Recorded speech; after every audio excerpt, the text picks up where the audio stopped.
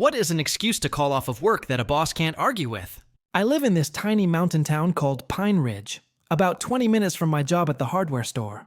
My boss, Janet, is one of those people who thinks calling in sick is basically a personal attack on her entire family. She once made a guy come in with food poisoning because everyone gets stomach bugs. Last Tuesday, it snowed pretty hard overnight. Nothing crazy for us, but enough that I left the house at 7 instead of 7:30. I'm walking to my beat-up Honda Civic when I notice something weird. The driver's door is cracked open, just barely. I figured I must have been tired last night and didn't close it all the way. But when I got closer, my stomach dropped. The entire back seat was soaked in dark red blood. There were these massive claw marks scratched deep into my passenger seat. My emergency granola bars that I keep in the back were completely shredded. Wrappers torn to pieces all over the floor. Then I smelled it. This gross, musky animal smell mixed with the metallic scent of blood. I backed away from the car and called animal control. The lady on the phone asked if I was sure it was animal blood, not human. I told her about the claw marks and she said someone would be out in an hour. While I waited, I took pictures with my phone. The inside of my car looked like a horror movie. My glove compartment was completely destroyed, hanging open with papers scattered everywhere. One of my seat belts was chewed clean through. Even the windshield had scratches on the inside, like something was desperately trying to claw its way out. Officer Rodriguez showed up around 8:15. He took one look and started laughing. Yep, that's a black bear. All right. Probably crawled in to get warm, then got locked inside when the door shut. They panic real bad when they're trapped. He explained that bears sometimes break into cars looking for food, especially when it's cold. This one probably smelled my granola bars, climbed in, and then couldn't figure out how to get back out. It had torn apart everything trying to escape. I called Janet at 8:30. Hey, I can't make it in today. A bear destroyed my car. There was this long pause. Then she said, "Right, and I suppose aliens stole your homework too." I'm serious. Animal control is here right now. I have pictures. Pictures of what exactly? Of the bear damage inside my car. Blood, claw marks, the whole thing. Another pause. Email me those pictures right now. I sent her 3 photos showing the shredded interior, the blood-soaked back seat, and Officer Rodriguez standing next to my car, writing his report. 20 minutes later, my phone buzzed with her reply. Okay, take the day. Maybe take tomorrow too, if you need it for insurance stuff. My cousin Tyler had to drive me to work for the next 2 weeks while my insurance company sorted everything out. They'd never seen anything like it. The adjuster kept asking if I was sure it wasn't vandalism. When I finally got back to work, everyone started calling me bear bait. My co-worker Steve put a little stuffed bear on my workstation with a note that said, "Please don't eat Steve's lunch." Even Janet thought it was funny. The weirdest part, my car insurance actually covered everything because bear damage falls under acts of nature. Got a completely new interior, and my deductible was only $200. People always ask what's an excuse to call off work that your boss can't argue with. I never had a good answer until the morning a bear destroyed my car. I live in this tiny mountain town called Pine Ridge, about 20 minutes from my job at the hardware store. My boss Janet runs the place like a military base. She's the kind of woman who thinks calling in sick is a sign of moral weakness. One time, a guy came in pale and sweating, clearly dying of food poisoning, and she told him, "Everyone gets stomach bugs. Grab some Pepto and get back to the register." So yeah, taking a day off was basically a declaration of war. Last Tuesday, it snowed pretty hard overnight. Nothing we're not used to, but enough that I left the house early. Around 7, I trudged down my icy driveway toward my beat-up Honda Civic, half awake and clutching a travel mug of coffee. That's when I noticed something off. My driver's door was cracked open just a few inches. I frowned. Maybe I was tired last night and didn't close it right. But when I got closer, my stomach dropped. The entire back seat was soaked in something dark and sticky. Blood. Deep red everywhere. There were claw marks slashed into the passenger seat, the kind that gouged through the fabric and foam. My emergency stash of granola bars, shredded, wrappers scattered like confetti. And then came the smell. That thick, musky animal scent mixed with the metallic tang of blood and panic. I backed away, my boots crunching in the snow, and called animal control. The lady on the phone sounded way too calm for my situation. "Are you sure it's animal blood?" she asked. "Not human?" "I'm pretty sure," I said, staring at the claw marks that looked like something out of a horror movie. She promised to send someone within the hour. I waited, shivering, pacing around the car and taking pictures. The glove compartment was ripped off completely, papers scattered in the snow. One of the seatbelts was bitten clean through. Even the inside of the windshield was scratched up, like something had been inside the car trying to claw its way out. Officer Rodriguez arrived around 8:15. He took one look, smirked, and said, "Yep, that's a black bear all right." I blinked. "A bear? Probably crawled in last night to get warm," he said, pulling out his notebook. "Door must have shut behind it. They panic real bad when they're trapped. It's a mess, but you're lucky." Could have been worse. I just stood there, staring at the carnage that used to be my car. At 8:30, I called Janet. "Hey, I can't make it in today." "A bear destroyed my car." There was a long pause. "Right," she said. "And I suppose aliens stole your homework, too." "I'm serious," I told her. "Animal control is here right now. Pictures," she snapped. "Email me pictures." So I did. 3 of them. One of the shredded seats, one of the blood-soaked floor, and one with Officer Rodriguez standing beside the car, clipboard in hand. 20 minutes later, I got her reply. "Okay. That's it. Yeah, take the day. Maybe take tomorrow too." For the next 2 weeks, my cousin Tyler drove me to work while my insurance sorted things out. Even the claims adjuster didn't believe me at first. "You're sure this wasn't vandalism?" he asked, squinting at the photos like he expected to find human fingerprints somewhere. When I finally got my car back, everyone at work had a field day. They started calling me Bear Bait. Steve from aisle 4 even left a stuffed teddy bear on my workstation with a note that said, "Please don't eat Steve's lunch." Even Janet laughed, which is probably the closest she's ever come to showing affection. The best part? My insurance covered everything. Turns out bear damage counts as an act of nature. Got a completely new interior, detailed exterior, and it only cost me $200. So, yeah, if you ever need a reason to call off work that your boss can't argue with, just tell them, "A bear destroyed my car." Story: my parents spent $75,000 on my sister's wedding, but insisted I wear her old dress at mine, so I disinvited them and made my sister pay them back. My older sister had a big elaborate wedding 5 years ago. Approximately $75,000 went into the wedding because my folks went berserk. To cap it all off, her in-laws chipped in too, albeit presumably not too much. A lot more money was spent on the wedding in total. Switzerland, the site of her and her husband's first vacation together, was the setting for their destination wedding. Our whole high school class, and anyone she may have gone to college with, were among the many invited guests. Of course, we also included certain acquaintances, relatives, and pals.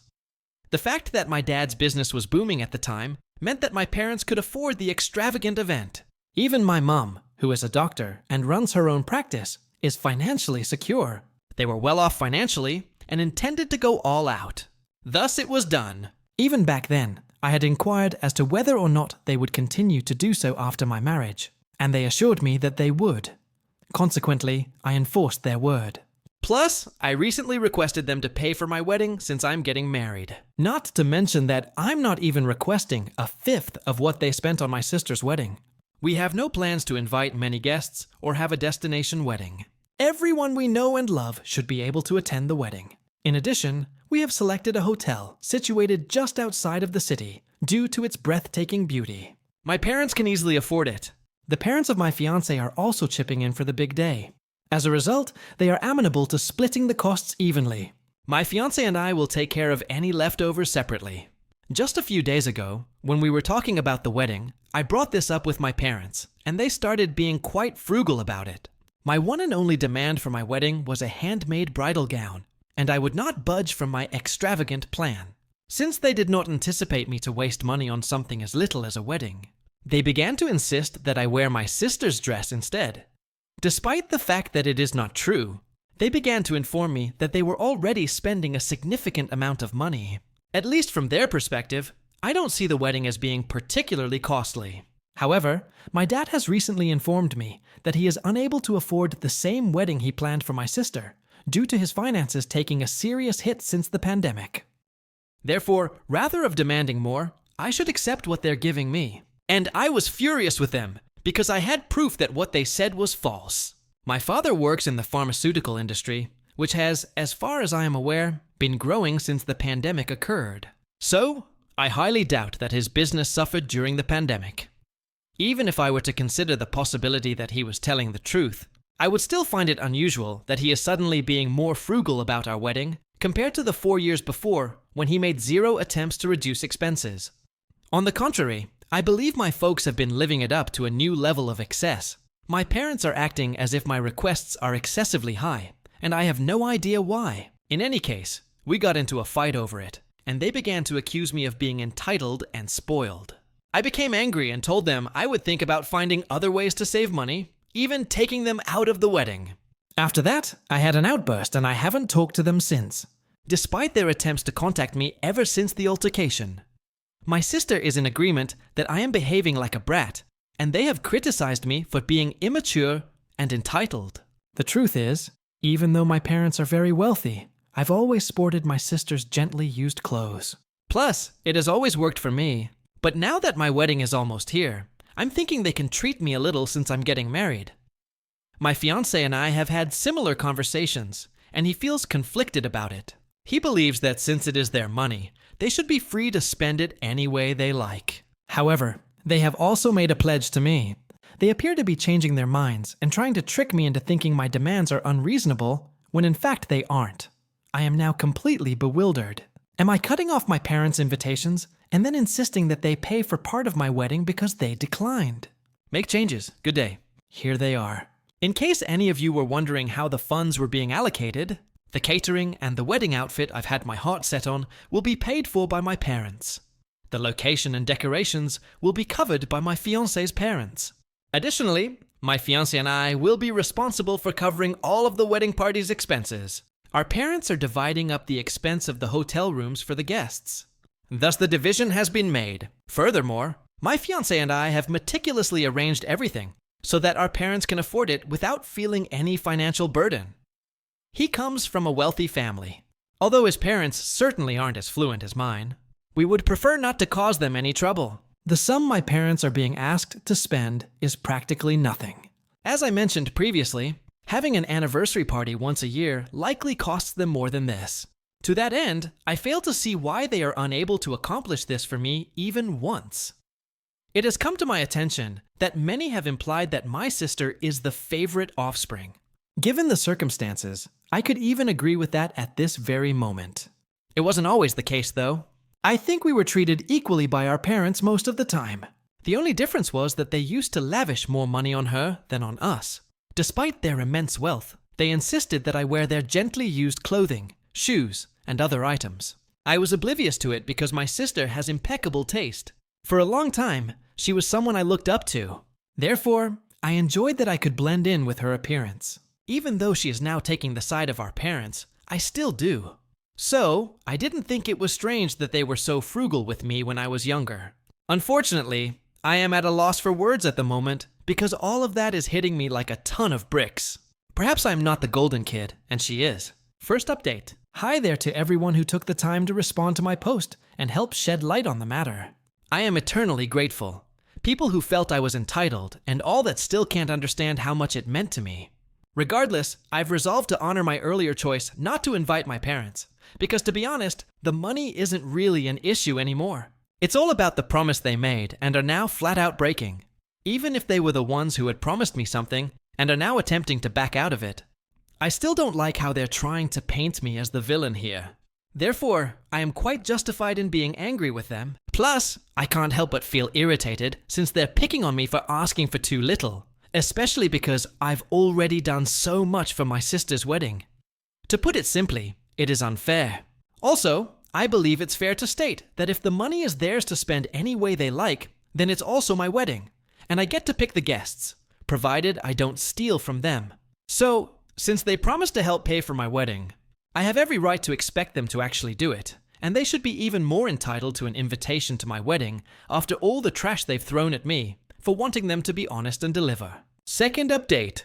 Hey, it's been 9 days since I last spoke to my parents, and I still haven't responded to any of their messages or phone calls. I have been ignoring both my sister and everyone else who has tried to contact me. What I mean is that she has no idea what I'm dealing with. Our parents have never fought for her, and she has always gotten what she wants. I don't like that they're exclusively doing it with me. Plus, she has no idea how unfair it is. So, it would be pointless for me to engage with her and attempt to explain. I prefer not to include her in this matter, since it is solely between our parents and me. Getting into an argument with her would only escalate the problem, which is something I would rather avoid. Anyway, I believed my folks had given up trying to reach me over the past few days. Instead of approaching my fiancé, they attempted to speak to him today. They had been avoiding him up until this point, likely out of consideration for our relationship. They wanted him to try to talk sense to me because things were getting out of hand, and they didn't want our relationship to be irreparably damaged. So, they contacted him about it today. Being my parents' daughter, I am very important to them, and they want to be there for me when I get married. Despite my current lack of belief, it is a fact. The only thing I can do is speak to them and try to resolve the situation. The fact that they still value me is comforting, but it would be nice if they could prove it to me every once in a while. All I'm asking is that they keep their word because they made a promise. It doesn't bother me if it gives me an air of entitlement anymore. If it makes any sense, I believe I have the right to feel entitled. I don't care if I seem insignificant. What matters is that they demonstrate their devotion to me on par with that of their older daughter. They must not be being completely honest with me about how much they value me if they are unable to do it for me. Their pain must be immense. I get it. But they have no idea how painful it has been for me too. My life has been a living nightmare for the past 2 days due to all the difficulties I've been experiencing. I'm going to tie the knot soon. This is the absolute last thing I desire, but the unfairness of the circumstance makes it impossible for me to let go. In this regard, my fiancé is aware of how I feel, so he basically told my parents the same thing. He doesn't want to become involved, and that they should just keep talking to me if they want to resolve things with me. Instead of supporting me on this, they began to criticize his response, claiming that he should know what's best for me, and attempt to guide me in the correct direction. My folks apparently believe that my fiancé would take their side, tell me I was being immature, and begged me to apologize if he truly cared about my welfare.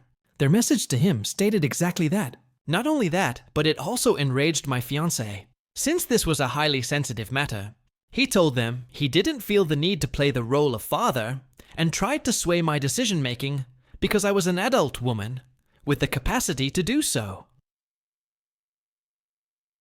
He then muted my parents, who also stopped responding to him after he said that. Likely due to the fact that with his incredibly abrupt tone, they felt he had truly humiliated them.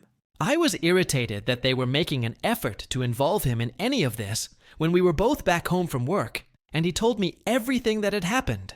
It was completely unnecessary.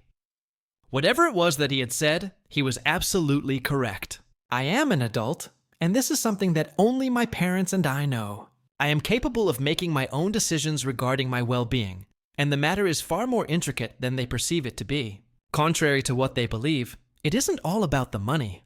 This is related to the commitment they made, and I hate to keep harping on it, but I don't think they get it. There are sentiments at play here as well. Their actions have caused me emotional distress. Furthermore, they are unable to simply retract their statement and act as if nothing has happened. Clearly, things are more complicated than they appear, and talking to my fiancé won't fix it either.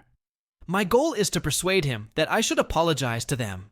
That is, particularly in cases where I do not believe there is any need for me to feel sad, but I believe they do. So, they should apologize to me if they truly wish to resolve our differences. I won't be upset if they don't either. Without them, I will proceed with the wedding. If my parents can't cover something, we'll have to cut back on certain expenses, or I'll have to use money from my savings to cover it. Anyway, I'm prepared to do it. Keeping my honor and dignity intact won't be an issue, I suppose. So, it's all right. Third upgrade. Good day. After last week's failed attempt to contact my fiancé, my parents ceased attempting to get in touch with either of us.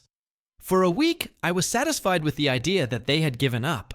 I had already begun making plans for the wedding without consulting my parents about the budget because I had resolved not to accept their financial assistance going forward.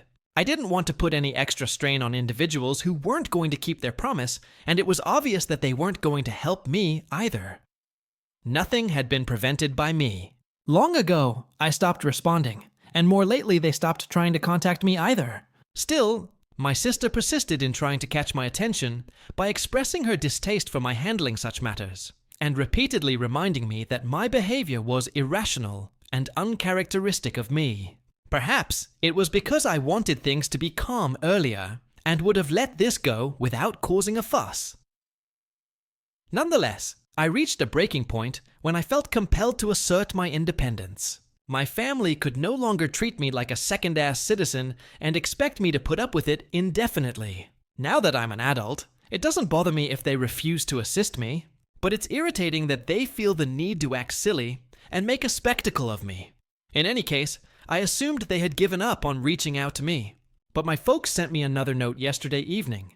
It was lengthy, but basically, they were upset with my decision-making and thought we could have solved the problem if I had given them a chance and communicated with them instead of treating them like an afterthought whenever they dared to resist my control. Their angry language and tone of the message made it seem like they were the victims of my vengeful and entitled character, rather than the parents who had suffered through all this. In spite of their conviction, I sincerely doubt that to be true.